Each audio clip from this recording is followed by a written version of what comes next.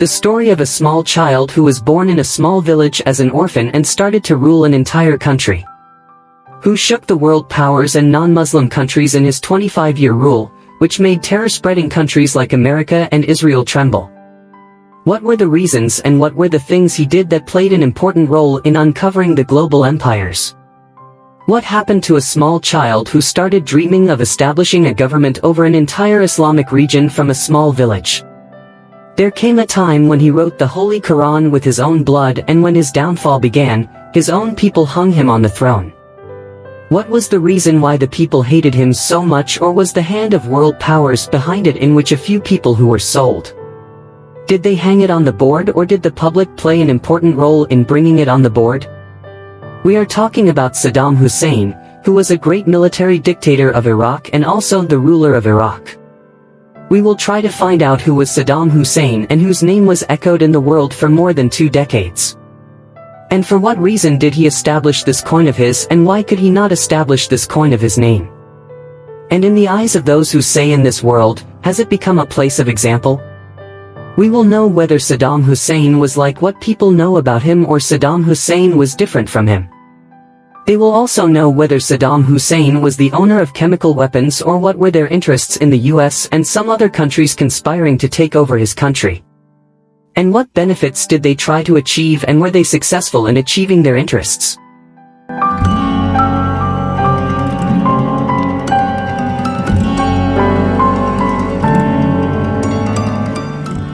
Welcome to our documentary on one of the most controversial figures of the 20th century, Saddam Hussein. His rule over Iraq was marked by ambition, brutality, and conflict. Today, we'll uncover the layers of his reign, examining how his leadership transformed Iraq and the world's perception of the Middle East. The historical context of Iraq before Saddam's rise. Early 20th century Iraq. In the early 20th century, Iraq was a region of strategic significance, part of the waning Ottoman Empire. The decline of Ottoman control after World War I left a power vacuum that the British quickly moved to fill. The British occupation was formalized under the League of Nations mandate system, establishing Iraq as a British mandate in 1920. To understand Saddam Hussein's rise to power, we must first explore the historical context of Iraq in the early 20th century. The fall of the Ottoman Empire and the subsequent British mandate set the stage for decades of political turbulence. Ottoman soldiers, British troops entering Baghdad, and early 20th century scenes of Iraqi life. The Ottoman Empire's administration of Iraq was characterized by a loose form of governance, relying heavily on local tribal leaders to maintain order. The Ottomans' indirect rule allowed significant autonomy to tribal sheikhs, which played a crucial role in maintaining social order but also created a fragmented political landscape. The creation of the Kingdom of Iraq. Following the defeat of the Ottomans in World War I, the British installed Faisal I as the King of Iraq in 1921. Faisal was a member of the Hashemite family, who were seen as loyal allies of the British, particularly due to their role in the Arab revolt against Ottoman rule. The British decision to install Faisal was aimed at creating a stable, pro-British government that could secure their interests, especially regarding the rich oil fields of Iraq. Under British influence, Faisal I became the first king of Iraq in 1921. The monarchy aimed to unify the diverse ethnic and religious groups within Iraq, but challenges persisted. The struggle for control over Iraq's vast oil reserves added to the complexities of governance. Images of King Faisal I, British officials, and early 20th century Baghdad. King Faisal I's reign faced significant challenges. The British mandate faced opposition from various Iraqi groups who were dissatisfied with foreign control and desired true independence. The imposition of a monarchy by a foreign power without significant local consultation created a legitimacy problem that haunted the regime throughout its existence. The early years of the British mandate were marked by significant unrest. The 1920 Iraqi Revolt, also known as the Great Iraqi Revolution, was a major uprising against British rule. It involved a coalition of Shiite and Sunni Arabs, along with Kurds, who were united in their desire for independence. The revolt was eventually suppressed by British forces, but it forced the British to reconsider their approach to governing Iraq. The Iraqi Revolt of 1920 was a clear indication of the Iraqi people's desire for independence. Despite the revolt's failure, it highlighted the growing tension between the British authorities and Iraqi nationalists. Scenes of the 1920 revolt, British troops in action, and images of tribal leaders. The suppression of the 1920 revolt demonstrated the British reliance on military force to maintain control, but it also led to a recognition that more inclusive governance was necessary. This realization prompted the British to move towards granting Iraq more autonomy, culminating in the Anglo-Iraqi Treaty of 1930. The Anglo-Iraqi Treaty of 1930 set the framework for Iraq's eventual independence. The treaty promised full sovereignty to Iraq while maintaining British control over military and foreign affairs. This arrangement was designed to ensure that British strategic interests, particularly access to oil, were safeguarded. In 1932, Iraq achieved formal independence and joined the League of Nations. However, the new nation faced internal and external challenges, from tribal conflicts to geopolitical pressures. Scenes of the 1932 League of Nations session, Iraqi celebrations, and King Faisal I. The British influence remained significant even after formal independence. The Iraqi government had to navigate a complex landscape of tribal dynamics, religious divisions, and nationalist aspirations. King Faisal I's efforts to create a cohesive national identity faced resistance from various factions who had their own visions for Iraq's future. The early years of the independent Kingdom of Iraq were marked by political instability. King Faisal I died in 1933, and his son, Ghazi, ascended to the throne. King Ghazi's rule was characterized by his nationalist sentiments and opposition to British influence, which endeared him to many Iraqis but created friction with the British. Political instability plagued the early years of the Iraqi monarchy. The sudden death of King Ghazi and the regency of Abdul Ila during Faisal II's minority period contributed to the ongoing turbulence. Images of King Ghazi, political rallies, and British officials. King Ghazi's sudden death in a car accident in 1939 led to widespread speculation about foul play, with many Iraqis believing that the British were involved. His death marked a period of regency under his cousin, Abdul Ila, for the young King Faisal II. This period saw increasing political tensions and the rise of nationalist and anti-British sentiments. During World War II, Iraq's strategic importance was highlighted once again. In 1941, a pro-Axis coup led by Rashid Ali al-Gilani briefly overthrew the regent and established a government that sought to align Iraq with the Axis powers. However, the British swiftly intervened, reinstalling the regent and reaffirming their control over Iraq. The 1941 coup and subsequent British intervention highlighted Iraq's strategic importance during World War II. The monarchy was restored, but the seeds of discontent were deeply sown. World War II scenes in Iraq, British troops, and Rashid Ali al-Gilani. The 1941 coup and its aftermath underscored the fragility of the Iraqi monarchy and the deep divisions within Iraqi society. The British intervention was seen by many Iraqis as further evidence of foreign domination, fueling nationalist and anti-colonial sentiments that would continue to grow in the post-war period. The post-war years saw the rise of Arab nationalism, influenced significantly by Egyptian President Gamal Abdel Nasser. In Iraq, nationalist movements gained momentum, particularly among the younger generation and military officers who were disillusioned with the monarchy's inability to address social and economic issues. By the 1950s, the Iraqi monarchy was losing its grip. Nationalist movements, inspired by leaders like Egypt's Nasser, gained momentum. The monarchy's inability to address pressing social and economic concerns only hastened its decline. Scenes of nationalist rallies, portraits of Nasser, and Iraqi youth movements. The Iraqi monarchy's failure to implement meaningful reforms and its perceived subservience to British interests eroded its legitimacy.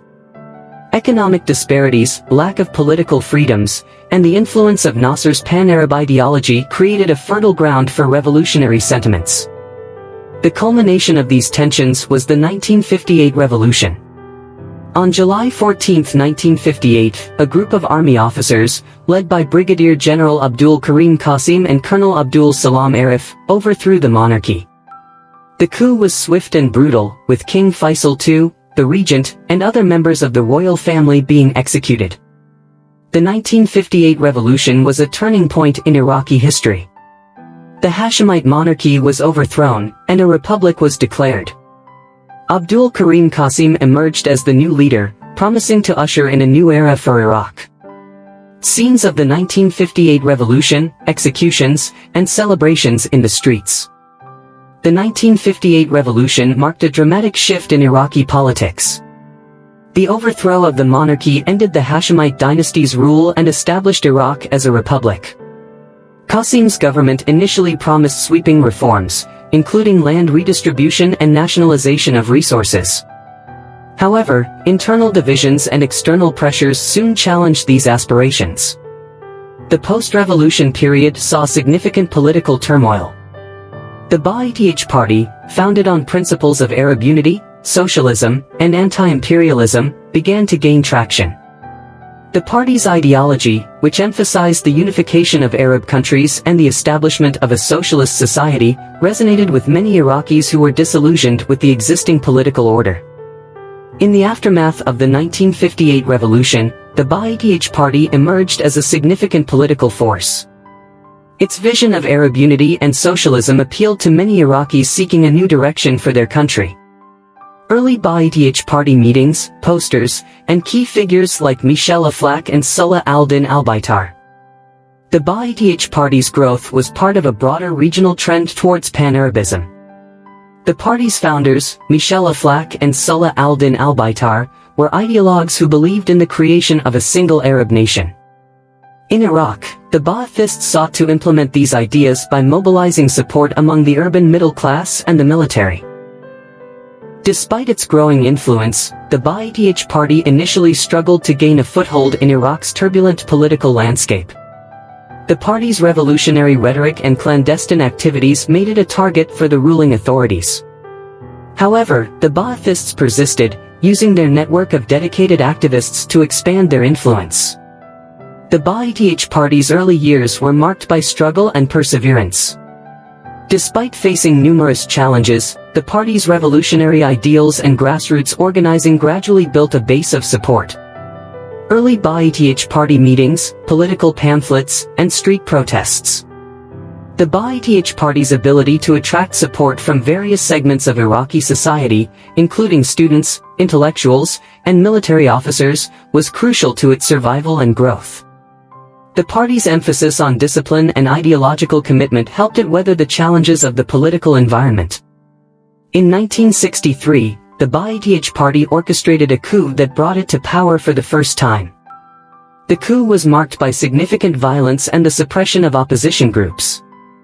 However, internal divisions and conflicts with other political factions led to a brief and tumultuous rule. The Ba'athists were ousted later that year, but the experience provided valuable lessons for their future strategies. The Ba'ath Party's brief rule in 1963 was a turbulent period.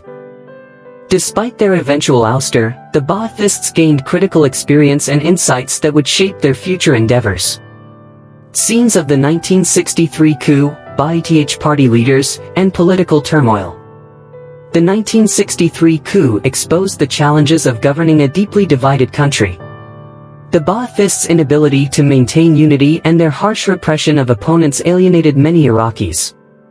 However, the party learned important lessons about the need for internal cohesion and strategic alliances, which would inform their future actions.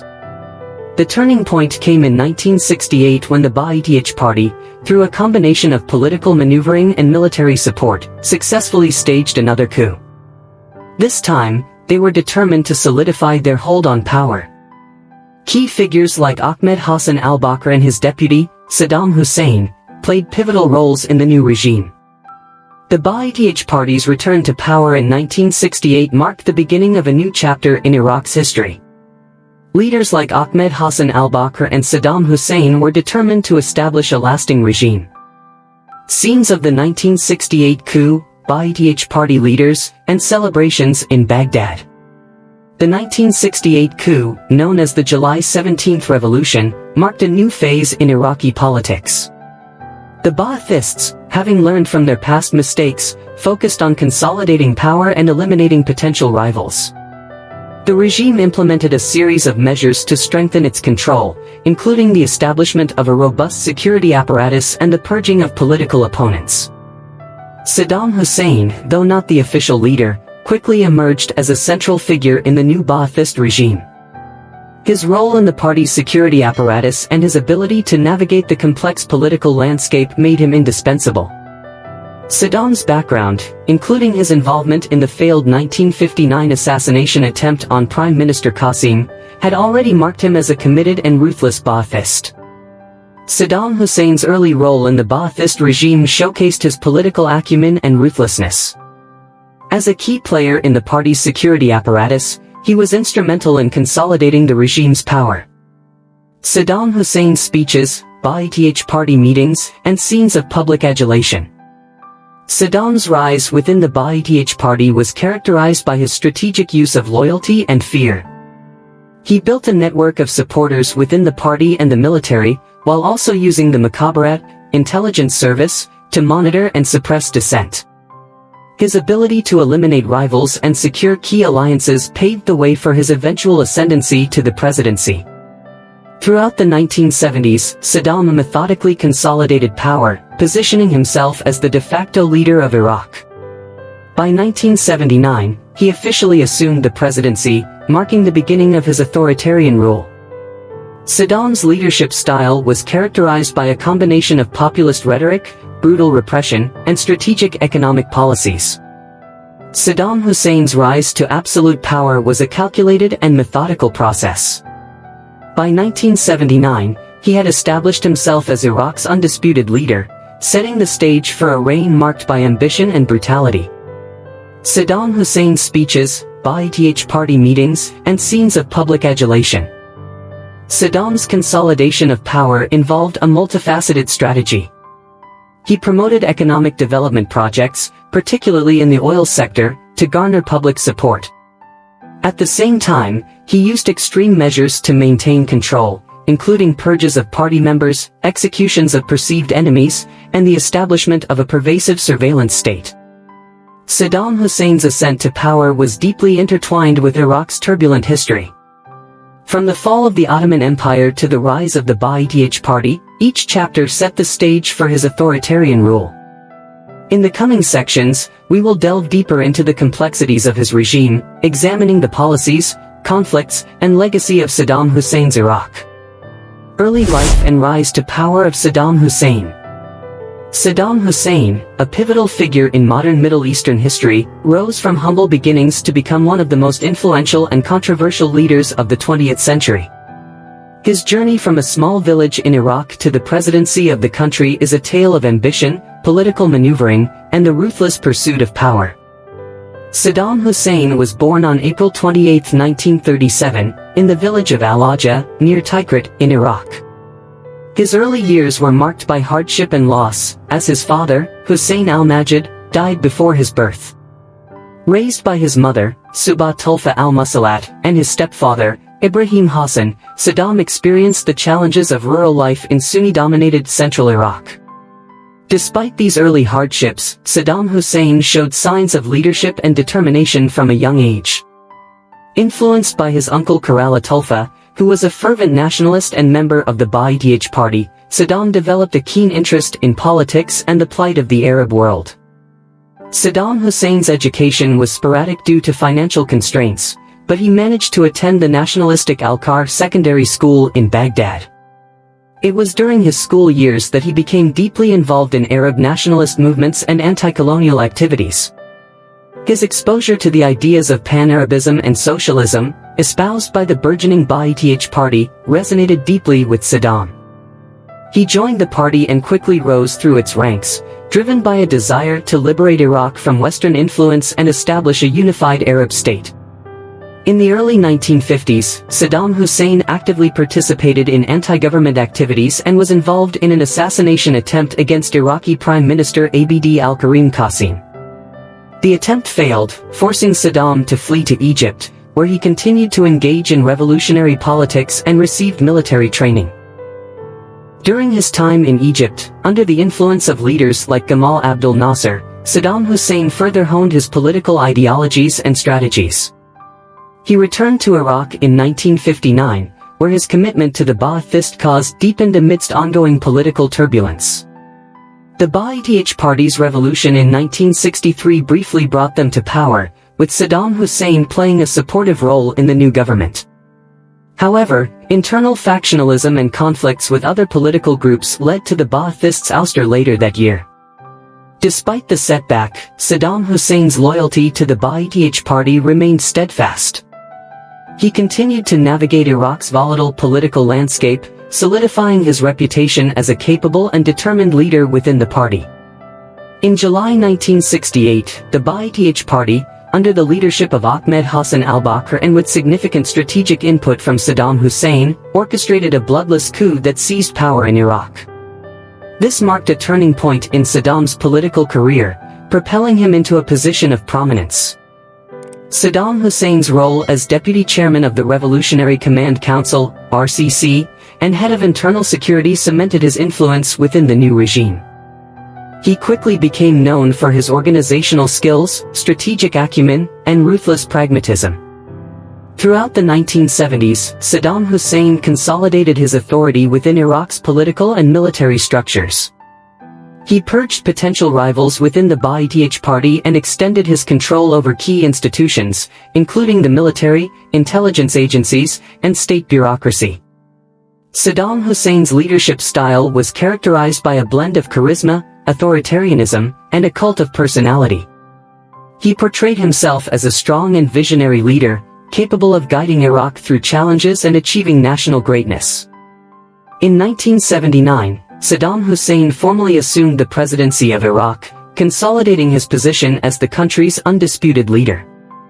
His presidency marked the beginning of a centralized authoritarian regime that would define Iraq for the next 2 decades.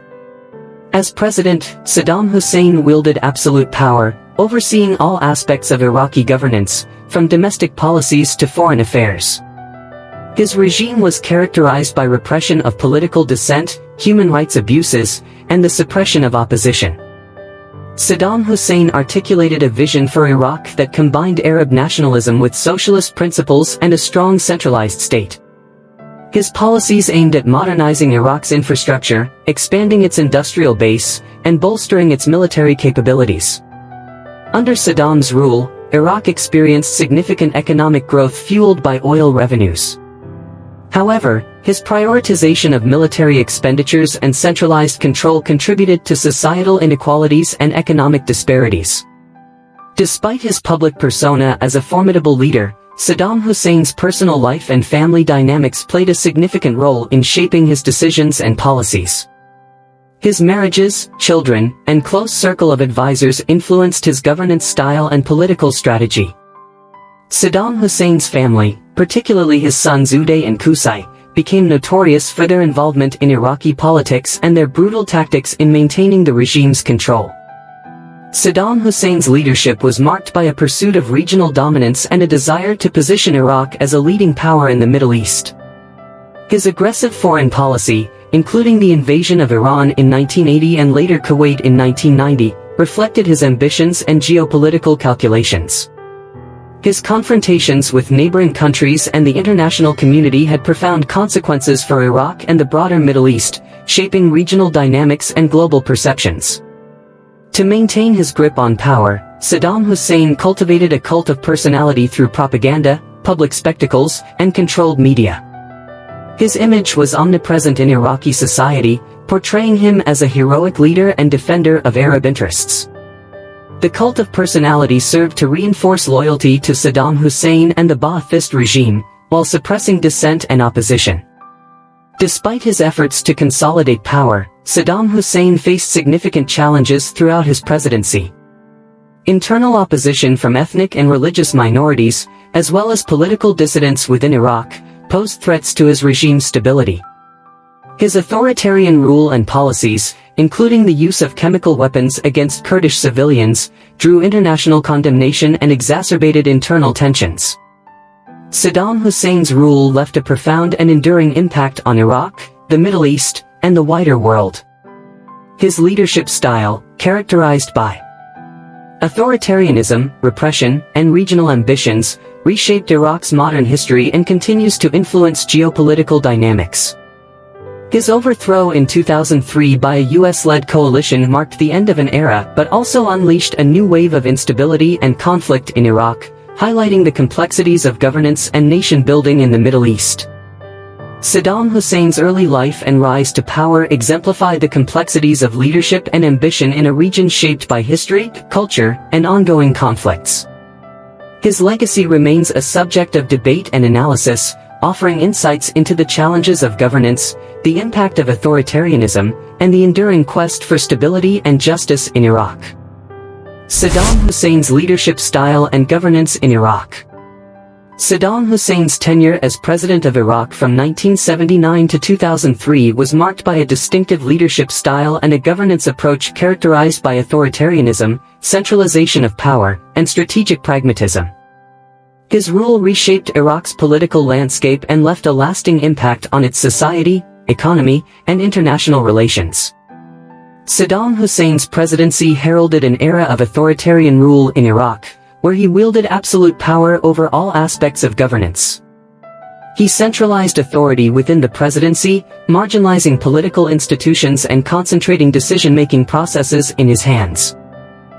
Key decisions, ranging from domestic policies to military strategies and international relations, were often made unilaterally by Saddam Hussein or through his inner circle of trusted advisors. This centralized control extended to all sectors of Iraqi society, including the economy, media, and judiciary. To maintain his grip on power, Saddam Hussein cultivated a cult of personality through extensive propaganda and public spectacles. His image was omnipresent in Iraqi society, depicted as a heroic leader and the embodiment of Arab nationalism and strength. The cult of personality served multiple purposes. It bolstered loyalty to Saddam Hussein and the Ba'ath Party, suppressed dissent and opposition, and projected an image of stability and strength domestically and internationally. Under Saddam Hussein's rule, the Ba'ath Party became the dominant political force in Iraq, serving as the vehicle through which he maintained control and implemented policies. Saddam himself was a key figure in the party's hierarchy, ensuring its loyalty and alignment with his vision. The party apparatus permeated all levels of Iraqi society, from government ministries to local councils, universities, and professional associations. Party membership and allegiance to Ba'athist ideology were prerequisites for career advancement and social status. Saddam Hussein's regime was notorious for its harsh repression of political dissent, opposition groups, and perceived threats to his rule. The Mukhabarat, Iraqi intelligence agencies, played a pivotal role in monitoring, infiltrating, and suppressing dissenting voices within Iraq. Political opponents, activists, intellectuals, and religious figures critical of Saddam Hussein's regime were often subjected to arbitrary arrest, torture, and imprisonment. The regime's use of fear and intimidation tactics ensured compliance and discouraged dissent. Economically, Saddam Hussein pursued policies aimed at modernizing Iraq's infrastructure, expanding its industrial base, and diversifying its economy beyond oil dependence. However, these efforts were largely directed and controlled by the state, contributing to a highly centralized economic structure. State-owned enterprises dominated key sectors such as oil, telecommunications, and heavy industry, with limited private sector involvement. Economic decisions, including investment priorities and resource allocation, were dictated by government directives rather than market forces. Saddam Hussein's regime promoted a vision of Iraqi national identity rooted in Arab nationalism, secularism, and loyalty to the state. Social policies aimed at fostering a unified national identity often emphasized Iraq's Arab heritage while downplaying ethnic and sectarian differences. Public education, media, and cultural institutions were instrumental in shaping and reinforcing this national identity. Efforts to assimilate diverse ethnic and religious communities into a cohesive Iraqi identity were part of Saddam's broader strategy for social cohesion and political stability. Saddam Hussein pursued an assertive and ambitious foreign policy aimed at positioning Iraq as a regional power in the Middle East. His confrontational stance towards neighboring countries and the international community reflected his aspirations for regional dominance. Key foreign policy decisions included the invasion of Iran in 1980, which sparked a devastating 8-year war, and the invasion of Kuwait in 1990, leading to Iraq's isolation and subsequent military intervention by a US-led coalition. Militarily, Saddam Hussein prioritized the buildup of Iraq's armed forces, investing heavily in modern weaponry and military infrastructure. His goal was to establish Iraq as the preeminent military power in the Arab world and a formidable force against regional adversaries. The Iran-Iraq War and the Gulf War highlighted Saddam's strategic calculations and the capabilities of Iraq's armed forces, albeit at great human and economic cost to the country.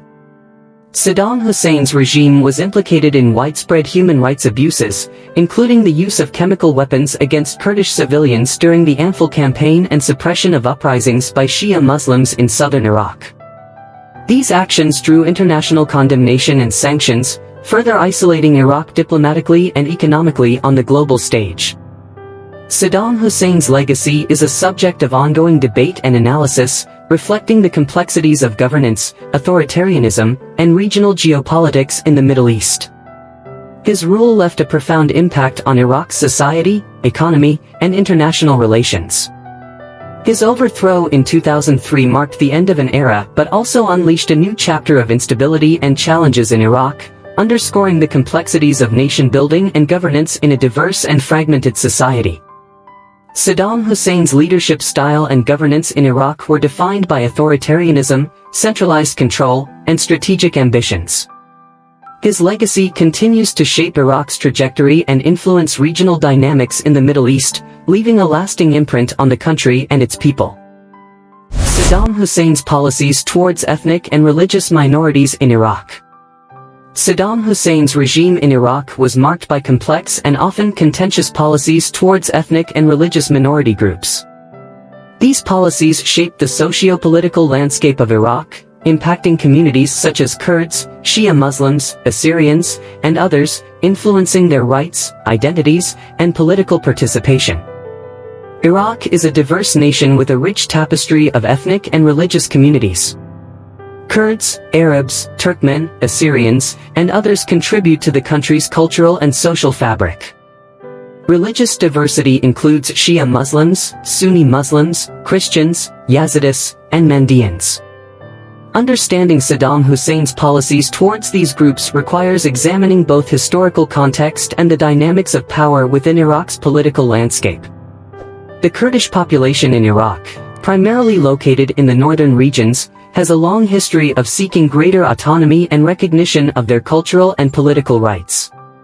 Saddam Hussein's policies towards the Kurds evolved over time, influenced by regional geopolitics and internal dynamics. In the 1970s, Saddam Hussein briefly pursued a policy of reconciliation with the Kurds, offering limited autonomy through the 1970 Autonomy Agreement. However, tensions persisted, culminating in the Kurdish uprising of 1974-75, which was met with brutal military reprisals. One of the darkest chapters in Saddam Hussein's treatment of the Kurds was the Anfal campaign, launched in the late 1980s. This military campaign, led by Saddam's cousin Ali Hassan al-Majid, targeted Kurdish civilians and fighters suspected of collaborating with Iran during the Iran-Iraq War. The Anfal campaign included the use of chemical weapons against Kurdish civilians in towns such as Halabja, resulting in thousands of deaths and long-term health effects for survivors. The campaign aimed to crush Kurdish resistance and assert central control over northern Iraq. Following Iraq's defeat in the Gulf War, 1990-91, and the establishment of a no-fly zone by the international coalition, Kurdish autonomy in northern Iraq expanded. The Kurdish Regional Government, KRG, was formally established, providing Kurds with a degree of self-governance. Despite these developments, tensions between the KRG and the central Iraqi government persisted, reflecting unresolved issues of identity, territory, and political power. Saddam Hussein's regime also targeted Shia Muslims, particularly those who opposed Ba'athist rule or advocated for greater political rights and religious freedoms. The Shia population, concentrated in southern Iraq, faced repression and marginalization under Saddam's secular authoritarianism. During periods of political unrest, Shia Muslims were subjected to violent crackdowns, arbitrary arrests, and intimidation tactics aimed at quelling dissent and maintaining central control. The regime viewed Shia religious institutions and leaders with suspicion, fearing challenges to its secular authority. The Marsh Arabs, or Ma'dan, traditionally inhabited the marshlands of southern Iraq, relying on fishing, agriculture, and reed-based industries. Saddam Hussein's regime undertook large-scale drainage projects in the 1990s, aiming to eliminate marshlands as a refuge for opposition forces. The drainage of the marshes displaced thousands of Marsh Arabs, disrupted their way of life, and contributed to ecological devastation in the region. This policy was part of Saddam Hussein's broader strategy to control dissent and eliminate potential opposition strongholds. Iraq's Assyrian community, an ancient Christian minority, also faced challenges under Saddam Hussein's rule. Cultural suppression, restrictions on religious practices, and limitations on political representation contributed to a decline in Assyrian population and influence. Other ethnic and religious minorities, including Turkmen, Yazidis, and Mandaeans, experienced varying degrees of cultural assimilation and political marginalization under Saddam's regime. Policies aimed at fostering a unified Iraqi identity often overlooked the diversity and distinct identities of these communities. Saddam Hussein's treatment of ethnic and religious minorities drew international condemnation and scrutiny from human rights organizations. Reports of atrocities, mass graves, and human rights abuses contributed to Iraq's isolation and sanctions imposed by the international community. Efforts to document and address human rights violations in Iraq underscored the global repercussions of Saddam Hussein's policies towards minority communities. Saddam Hussein's policies towards ethnic and religious minorities left a lasting impact on Iraq's social fabric, contributing to divisions, mistrust, and challenges in post-Saddam Iraq. The legacy of repression, displacement, and cultural assimilation continues to shape the country's socio-political landscape. Addressing historical grievances and promoting inclusivity remain ongoing challenges for Iraq as it seeks to forge a path towards national reconciliation and unity. Saddam Hussein's policies towards ethnic and religious minorities in Iraq reflect the complexities of governance, identity, and power in a diverse society. His approach, characterized by repression, assimilation, and strategic calculations, underscored the challenges of managing diversity within a centralized authoritarian state. Saddam Hussein's economic policies and their impact on Iraq. Saddam Hussein's economic policies during his tenure as president of Iraq from 1979 to 2003 were characterized by centralized control, ambitious development projects, and profound implications for Iraq's economy, infrastructure, and social welfare. When Saddam Hussein assumed power in 1979, Iraq faced economic challenges stemming from decades of political instability, regional conflicts, and dependency on oil revenues. His early economic policies aimed to diversify the economy and reduce reliance on oil exports. Key reforms included nationalization of industries, investment in infrastructure, and efforts to modernize agriculture. These policies were intended to strengthen Iraq's economic independence and support its development goals. Saddam Hussein's regime emphasized state control over key sectors of the economy, including oil, telecommunications, heavy industry, and infrastructure. State-owned enterprises became dominant players, with the government exerting significant influence over production, pricing, and investment. The nationalization efforts aimed to consolidate economic power within the state, ensuring centralized planning and resource allocation aligned with Saddam Hussein's strategic priorities. Saddam Hussein launched ambitious development projects aimed at modernizing Iraq's infrastructure and expanding its industrial base. These projects included the construction of roads, bridges, dams, hospitals, schools, and housing complexes across the country. The infrastructure investments were intended to enhance public services, stimulate economic growth, and improve living standards for Iraqis. However, these projects were often marred by inefficiencies, corruption, and mismanagement.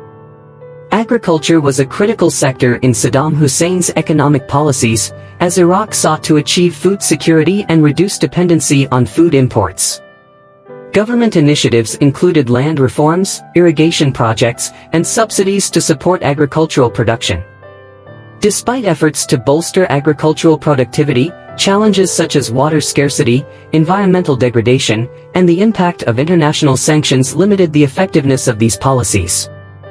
Saddam Hussein pursued industrialization and diversification efforts aimed at reducing Iraq's dependence on oil revenues. The regime invested in heavy industry, manufacturing, petrochemicals, and defense production to create a more balanced economy. These initiatives aimed to create employment opportunities, stimulate domestic production, and enhance Iraq's economic resilience. However, the outcomes were influenced by factors such as international sanctions, regional conflicts, and internal political dynamics. The oil sector was central to Iraq's economy under Saddam Hussein, with oil revenues serving as the primary source of government income. The regime implemented policies to maximize oil production, negotiate favorable contracts with international partners, and manage oil revenues. Efforts to expand Iraq's oil production capacity faced challenges such as technological limitations, infrastructure constraints, and fluctuating global oil prices. The Iran-Iraq War, 1980–88, and the Gulf War, 1990–91, had devastating economic consequences for Iraq. The wars disrupted oil production, damaged infrastructure, and depleted financial reserves, exacerbating economic challenges and dependency on external aid. International sanctions imposed on Iraq following its invasion of Kuwait in 1990 further isolated the country economically and politically, restricting trade, financial transactions, and access to essential goods and services. Saddam Hussein's regime implemented social welfare programs aimed at providing healthcare, education, housing, and subsidies to the population. These programs were intended to alleviate poverty, improve living standards, and maintain social stability. While these programs expanded access to basic services, their effectiveness was hindered by corruption, bureaucratic inefficiencies, and resource misallocation.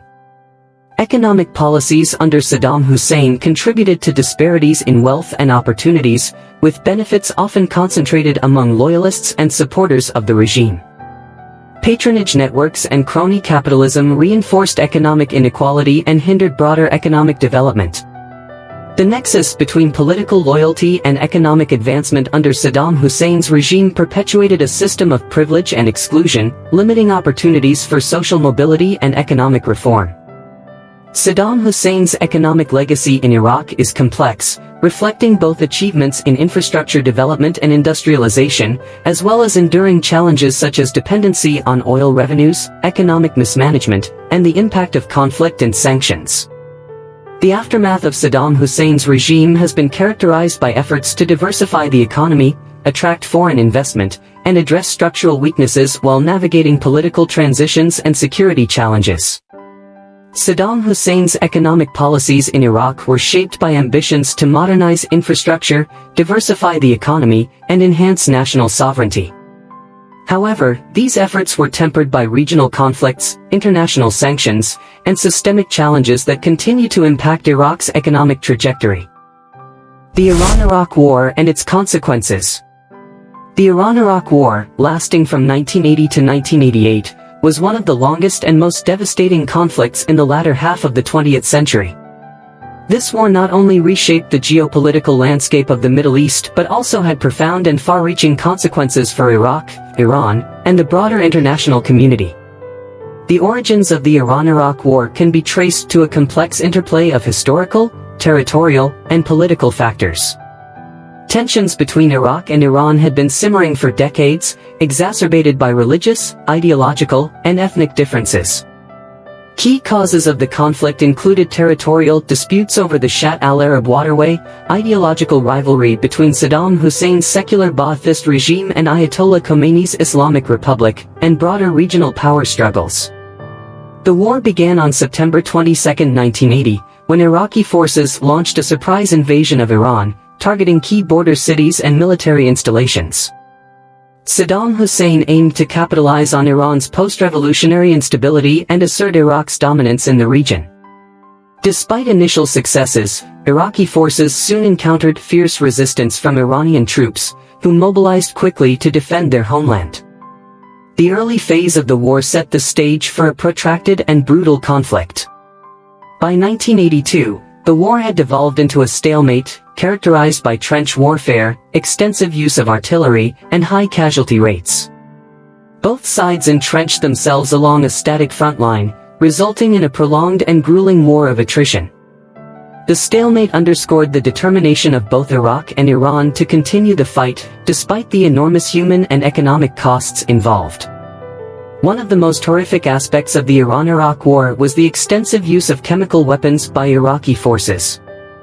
Mustard gas, nerve agents, and other toxic substances were deployed against Iranian troops and civilians, as well as Kurdish populations within Iraq.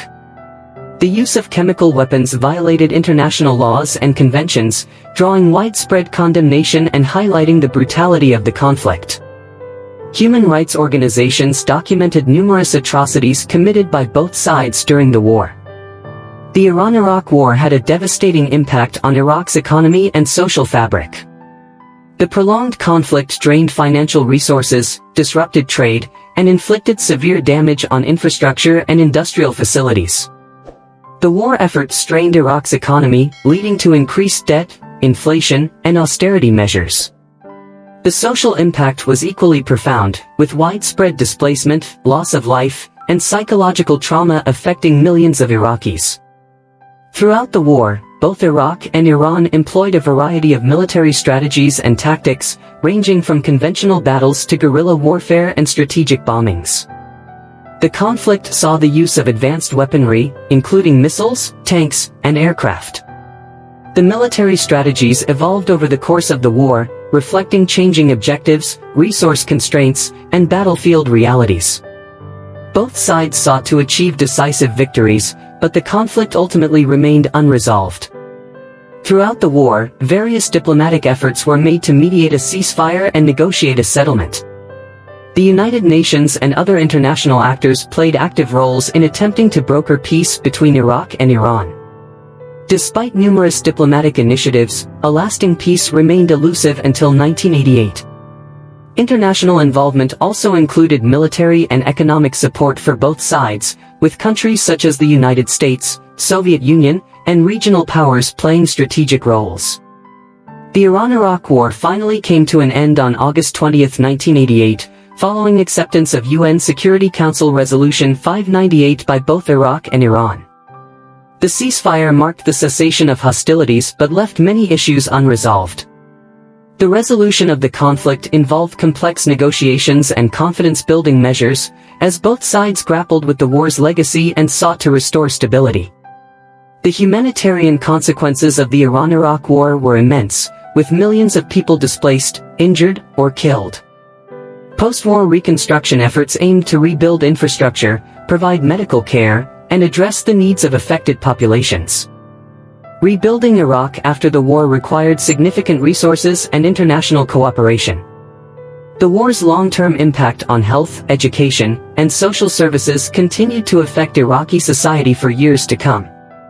The Iran-Iraq War had profound geopolitical and strategic consequences for the Middle East and beyond.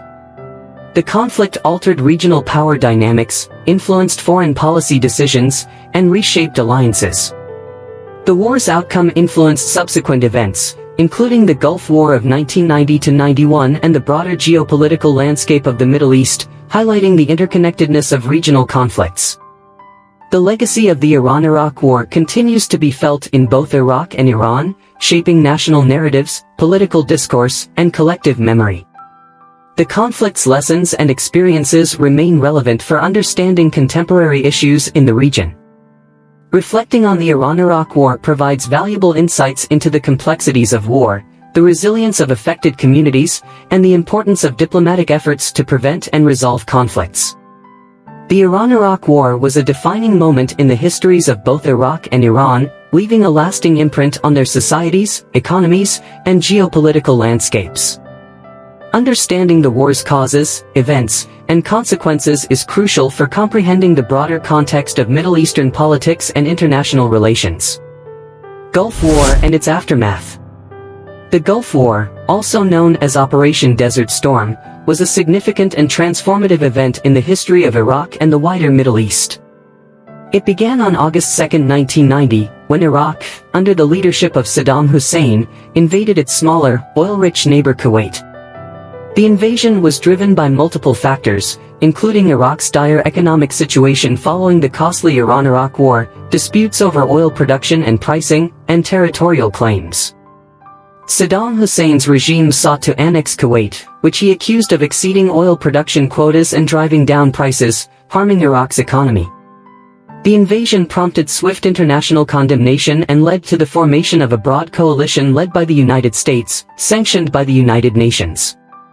The coalition's primary objectives were to liberate Kuwait and protect regional stability. The subsequent military buildup, known as Operation Desert Shield, involved the deployment of hundreds of thousands of troops to the Persian Gulf region.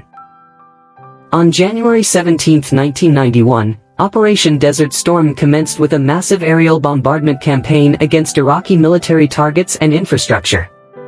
The coalition's air superiority was overwhelming, crippling Iraq's command and control systems, air defenses, and supply lines. The bombing campaign also targeted civilian infrastructure, leading to significant humanitarian concerns. Despite the destruction, Saddam Hussein refused to withdraw from Kuwait.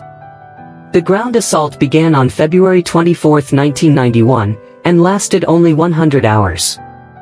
Coalition forces swiftly overwhelmed Iraqi troops, who were demoralized and poorly equipped compared to the technologically superior coalition forces.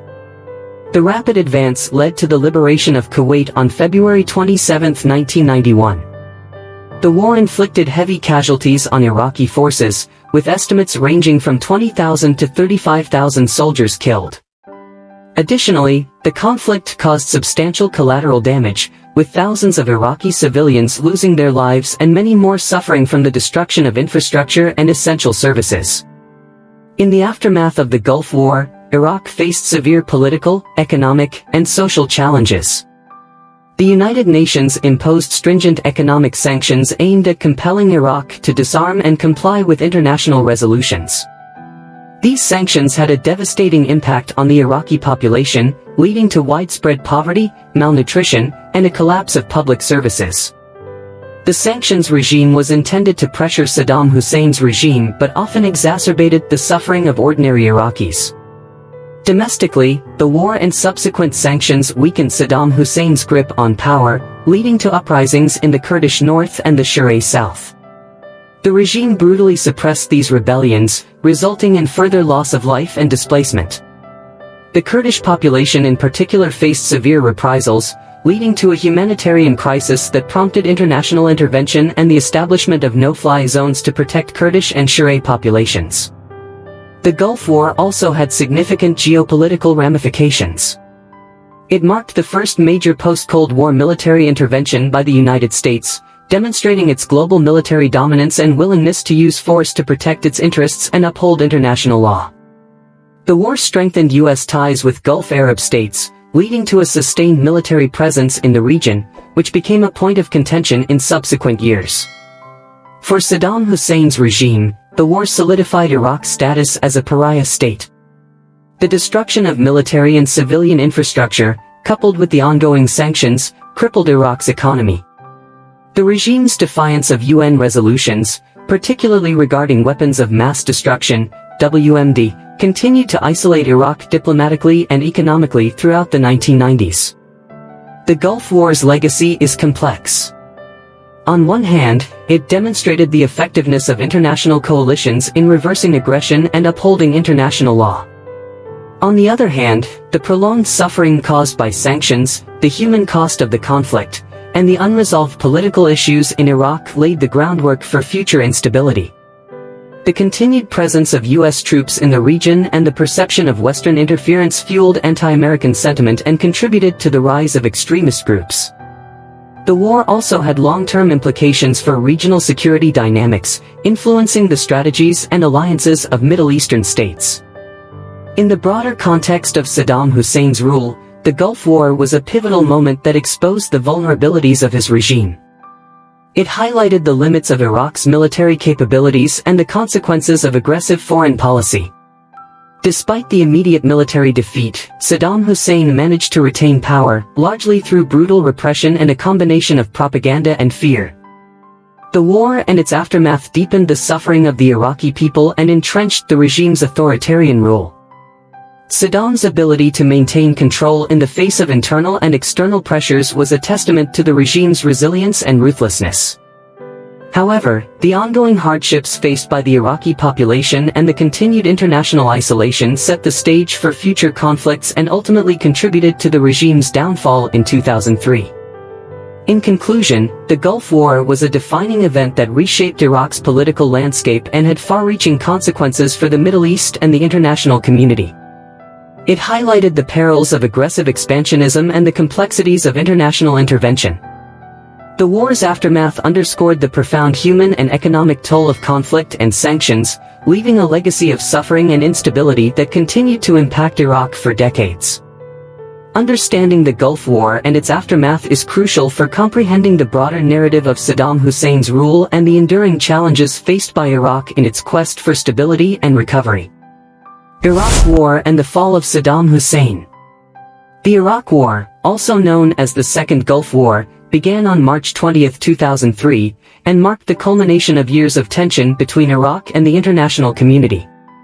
The conflict was precipitated by the United States and its allies' allegations that Iraq, under Saddam Hussein's regime, possessed weapons of mass destruction, WMDs, and posed an imminent threat. Despite the lack of concrete evidence and the mixed findings of UN weapons inspectors, the U.S. administration, led by President George W. Bush, pursued a policy of regime change, framing the war as part of the broader war on terror following the September 11, 2001, attacks. The decision to invade Iraq was driven by a combination of factors, including strategic interests in the Middle East, the desire to promote democracy, and long-standing grievances from the Gulf War. The invasion was preceded by extensive diplomatic efforts to build a coalition and secure international support, although key allies like France and Germany opposed the war. The initial phase of the war, known as shock and awe, involved a massive aerial bombardment designed to decimate Iraq's military infrastructure and demoralize its leadership. U.S. and coalition forces, leveraging superior technology and military strategy, quickly advanced, encountering sporadic but intense resistance. Baghdad fell in April 2003, leading to the toppling of Saddam Hussein's statue in Firdos Square, a symbolic moment that heralded the end of his regime. The rapid military victory, however, gave way to a complex and chaotic occupation marked by widespread looting, the collapse of public order, and the disbanding of the Iraqi military and civil institutions. The Coalition Provisional Authority, CPA, led by Paul Bremer, implemented a series of controversial policies, including the de-Baathification process and the dissolution of the Iraqi army, which exacerbated the security vacuum and fueled insurgency. The lack of planning for the post-invasion phase, coupled with deep-seated ethnic and sectarian divisions, led to a brutal insurgency and widespread violence. Various insurgent groups, including former Baathists, Sunni militants, and foreign jihadists, launched attacks against coalition forces and engaged in sectarian violence, plunging Iraq into chaos. The insurgency was characterized by guerrilla tactics, suicide bombings, and improvised explosive devices, IEDs, resulting in significant casualties among coalition forces and Iraqi civilians. The emergence of al-Qaeda in Iraq, led by Abu Musab al-Zarqawi, further intensified the conflict, introducing a new level of brutality and targeting Shiite communities to incite sectarian strife. The insurgency was met with a robust counterinsurgency strategy by coalition forces, including the surge in 2007, which saw an increase in U.S. troop levels and a focus on securing Baghdad and other critical areas. The surge, combined with the Sunni awakening, where tribal leaders turned against al-Qaeda, helped to reduce violence and stabilize parts of Iraq temporarily. However, the underlying political and social issues remained unresolved, and the country's infrastructure was severely damaged. The war also had profound humanitarian consequences, with estimates of civilian casualties ranging from tens of thousands to over 100,000. The conflict displaced millions of Iraqis, creating a refugee crisis that affected neighboring countries and the broader region. The humanitarian situation was further exacerbated by the destruction of infrastructure, lack of basic services, and widespread poverty. The Iraq War had significant geopolitical ramifications, straining U.S. relations with allies and reshaping the strategic landscape of the Middle East. The war's unpopularity and the controversy over the absence of WMDs eroded U.S. credibility and influenced domestic and international perceptions of American foreign policy. In Iraq, the power vacuum and sectarian tensions paved the way for the rise of extremist groups, most notably the Islamic State of Iraq and Syria, ISIS, which capitalized on the chaos to establish a caliphate in 2014. The fall of Saddam Hussein also led to a realignment of regional power dynamics, with Iran expanding its influence in Iraq through political, military, and economic means. The post-Saddam political landscape in Iraq was marked by a series of transitional governments, constitutional debates, and elections. The process of building a new political system was fraught with challenges, including corruption, factionalism, and external interference. Despite efforts to establish democratic institutions, Iraq's governance remained deeply divided along ethnic and sectarian lines, with Kurdish, Sunni, and Shiite factions often at odds. The trial and execution of Saddam Hussein in 2006 by an Iraqi tribunal were significant milestones, symbolizing the end of an era but also highlighting the complexities of transitional justice. The war's legacy is multifaceted, encompassing the profound human cost, the reshaping of Iraqi society, and the broader implications for international relations and U.S. foreign policy. The Iraq War remains a contentious and polarizing topic, with ongoing debates about its justification, conduct, and long-term consequences. The conflict underscored the challenges of nation-building, the unintended consequences of military intervention, and the enduring impact of sectarianism and extremism. For Iraq, the war was a transformative event that set the stage for years of instability, violence, and struggle for identity and sovereignty. The international community continues to grapple with the lessons of the Iraq War, emphasizing the need for careful consideration of the consequences of intervention and the importance of sustainable and inclusive political solutions. Saddam Hussein's legacy. Saddam Hussein's legacy is a complex and multifaceted topic that encompasses a wide range of political, social, economic, and cultural dimensions. His rise to power, governance style, and eventual downfall left an indelible mark on Iraq and the broader Middle East. Understanding his legacy requires a comprehensive examination of his impact on Iraq's political structures, society, economy, international relations, and cultural memory. Saddam Hussein came to power in 1979, though his influence in the Ba'ath Party and Iraqi government had been growing since the 1960s. His ascent marked the beginning of a brutal and repressive regime characterized by authoritarianism, extensive use of state violence, and pervasive fear. Saddam's consolidation of power involved the elimination of political rivals, the establishment of a formidable security apparatus, and the creation of a cult of personality. His rule was marked by the centralization of power and a pervasive surveillance state that suppressed dissent and maintained tight control over all aspects of life in Iraq. One of the most notable aspects of Saddam's legacy is his use of violence and repression to maintain control. The early years of his rule saw purges within the Ba'ath Party and the broader political sphere. His regime's security services, including the Mukhabarat, intelligence agency, and the Republican Guard, played crucial roles in monitoring, intimidating, and eliminating perceived threats. Public executions, torture, and imprisonment without trial were common, creating a climate of fear that stifled political opposition and dissent. This repression extended beyond political opponents to include ethnic and religious minorities, most notably the Kurds and Shiite Arabs. The Iran-Iraq War, 1980–1988, is a critical chapter in Saddam's legacy. Initiated by Saddam in response to border disputes and fears of Iranian revolutionary influence, the war resulted in catastrophic human and economic costs for Iraq. It solidified Saddam's image as a nationalist leader defending Iraq against Persian aggression, but also exposed the regime's brutal tactics, including the use of chemical weapons against Iranian forces and Kurdish civilians. The war left Iraq heavily indebted and economically weakened, setting the stage for future conflicts and internal strife. Saddam's invasion of Kuwait in 1990 further defined his legacy on the international stage. The Gulf War that ensued resulted in a swift military defeat for Iraq and severe international sanctions. These sanctions, imposed by the United Nations, aimed to compel Iraq to disarm and comply with international norms but also had devastating humanitarian consequences. The economic embargo led to widespread poverty, malnutrition, and a collapse of essential services, exacerbating the suffering of ordinary Iraqis. Despite the international isolation and internal hardships, Saddam managed to maintain his grip on power through a combination of propaganda, repression, and manipulation of international sympathies. Economically, Saddam's rule left Iraq in a precarious state. While his early years saw some development initiatives funded by oil revenues, the prolonged wars, sanctions, and mismanagement resulted in economic stagnation and decline. Infrastructure deteriorated, public services collapsed, and living standards plummeted.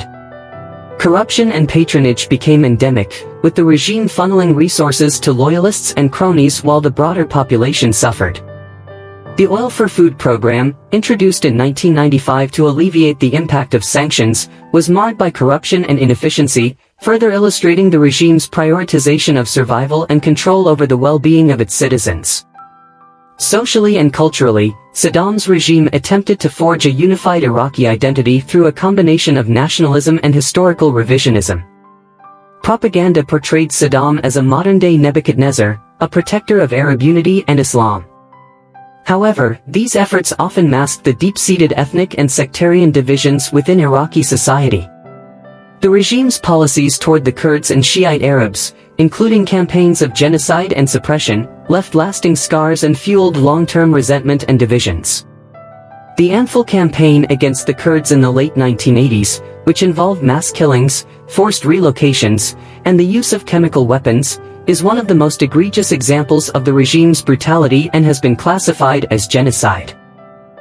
In terms of international relations, Saddam's legacy is characterized by a series of confrontations and conflicts that isolated Iraq and shaped regional dynamics. His aggressive foreign policy and defiance of international norms resulted in two major wars and a prolonged period of sanctions and isolation. These conflicts not only devastated Iraq but also had broader implications for Middle Eastern stability and global geopolitics. Saddam's relationship with the United States, which oscillated between strategic partnership in the 1980s to bitter enmity in the 1990s and 2000s, reflects the complexities and contradictions of his foreign policy. Saddam's fall in 2003, following the US-led invasion of Iraq, marked the end of his regime but the beginning of a new chapter of instability and violence. The power vacuum left by his ousting led to a brutal insurgency, sectarian violence, and the eventual rise of extremist groups like ISIS. The dismantling of state institutions and the disbanding of the Iraqi military under the Coalition Provisional Authority exacerbated the chaos, contributing to years of conflict and instability. The post-Saddam era has been marked by efforts to rebuild Iraq's political system, though these efforts have been hindered by corruption, sectarianism, and external influences. The trial and execution of Saddam Hussein in 2006 were symbolic milestones, representing a form of justice for his many victims. However, the process and its outcomes were controversial, with criticisms about the fairness and legality of the proceedings. His death did not bring an end to the divisions and challenges facing Iraq, and his legacy continues to influence Iraqi politics and society.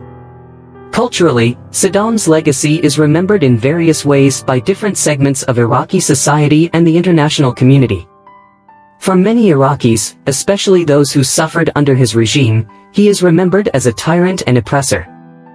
For others, particularly some Sunni Arabs, there is a sense of nostalgia for the stability and order of his rule, despite its brutality. Internationally, Saddam is often depicted as a quintessential dictator, whose actions provide lessons about the dangers of unchecked power and the complexities of international intervention. In sum, Saddam Hussein's legacy is a tapestry of brutality, nationalism, conflict, and resilience. His rule left an indelible mark on Iraq, shaping its modern history and influencing its future trajectory. The consequences of his actions, both positive and negative, continue to reverberate through Iraqi society and the broader Middle East.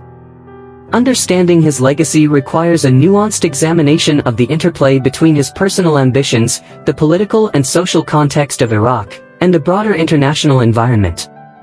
It serves as a reminder of the profound impact that leadership can have on a nation and the enduring challenges of rebuilding and reconciling in the aftermath of dictatorship. Analysis of Saddam Hussein's political strategies and methods.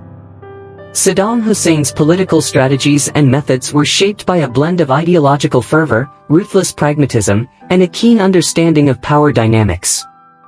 His rise to power and subsequent rule over Iraq for nearly a quarter-century were marked by a complex interplay of repression, propaganda, manipulation, and strategic alliances. To understand his approach to governance and control, one must examine the various facets of his political strategies, including his consolidation of power, use of violence and intimidation, control over the Ba'ath Party, economic policies, foreign relations, and the construction of his personality cult. From the onset of his political career, Saddam displayed a shrewd ability to navigate the turbulent waters of Iraqi politics. Born in 1937 in the small village of Al-Ajah near Tikrit, Saddam's early life was marked by hardship and violence. These formative experiences likely influenced his later methods of governance. He joined the Ba'ath Party in the 1950s, a period marked by political instability and frequent coups in Iraq. The Ba'ath Party, with its pan-Arab socialist ideology, provided a vehicle for Saddam's political ambitions. He quickly rose through its ranks, demonstrating a talent for organization and a willingness to use violence to achieve his goals.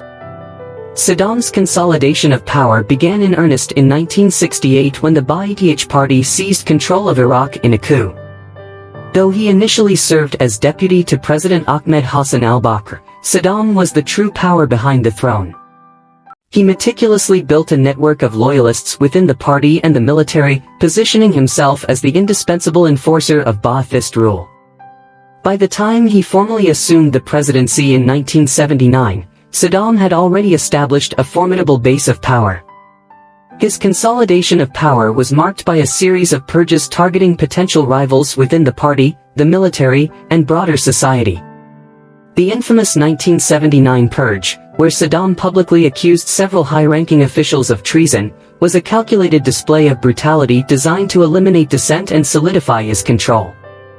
Central to Saddam's strategy was his use of state violence and repression. The Iraqi state under Saddam was a highly militarized and securitized entity. The Mukhabarat, intelligence agency, along with other security services, played a pivotal role in maintaining the regime's grip on power. These organizations were tasked with monitoring, intimidating, and eliminating perceived threats to Saddam's rule. Torture, arbitrary arrests, and extrajudicial killings were commonplace. The regime's use of fear as a tool of governance was epitomized by its treatment of ethnic and religious minorities, particularly the Kurds and Shiite Arabs.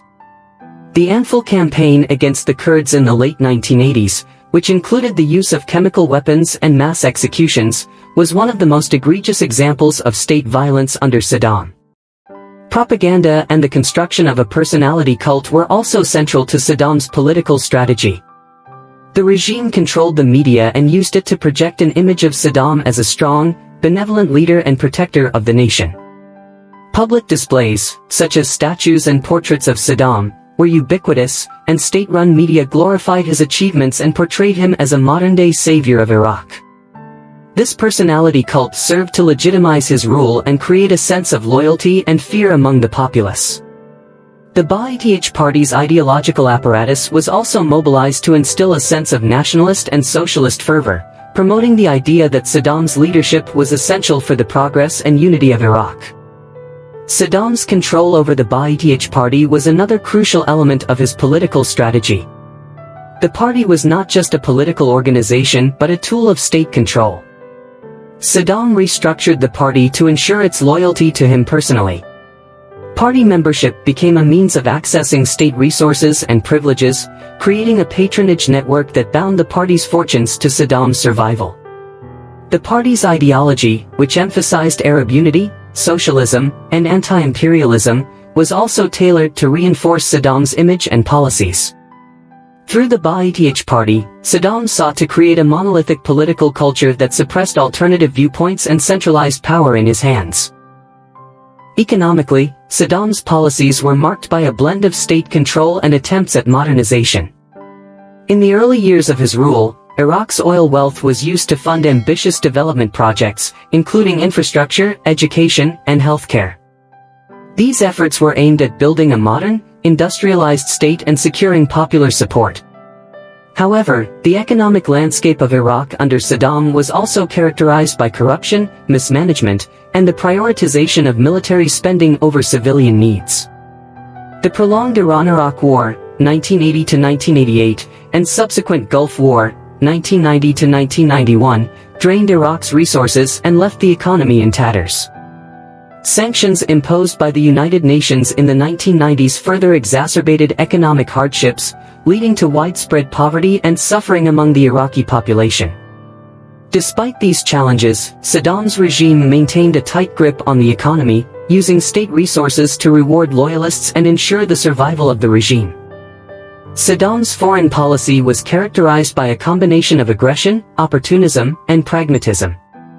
His invasion of Iran in 1980 was motivated by a desire to assert Iraq's dominance in the region and to counter the perceived threat of Iranian revolutionary influence. The protracted and bloody conflict that ensued had devastating consequences for both countries and left a legacy of enmity and instability. Saddam's decision to invade Kuwait in 1990 was driven by economic desperation and territorial ambitions, but it resulted in a swift and decisive international response that led to Iraq's defeat and isolation. Throughout his rule, Saddam sought to position Iraq as a regional power and a champion of Arab nationalism, but his aggressive policies often backfired, leading to isolation and conflict. Saddam's relationship with the United States and other Western powers was complex and often contradictory. In the 1980s, during the Iran-Iraq War, Iraq received support from the US and other Western countries, which saw Saddam as a bulwark against Iranian expansionism. However, this relationship soured in the wake of the Gulf War and the subsequent imposition of sanctions. Saddam's defiance of international norms and his pursuit of weapons of mass destruction, WMD, programs further alienated Iraq from the global community. The 2003 invasion of Iraq by a US-led coalition, justified by the alleged presence of WMDs, marked the final chapter of Saddam's rule and highlighted the complexities and failures of his foreign policy. The aftermath of Saddam's fall and the US occupation of Iraq revealed the deep-seated issues that had been suppressed under his regime. The dismantling of the Ba'ath Party and the Iraqi military created a power vacuum and fueled insurgency and sectarian violence. The failure to establish a stable and inclusive political system in the post-Saddam era has been attributed, in part, to the legacies of division and repression left by his rule. The rise of extremist groups, such as ISIS, can also be traced back to the chaos and grievances that emerged in the wake of Saddam's ousting. Culturally, Saddam's legacy is a subject of ongoing debate and reflection in Iraq and beyond. For many Iraqis, especially those who suffered under his regime, Saddam is remembered as a tyrant who brought misery and destruction to the country.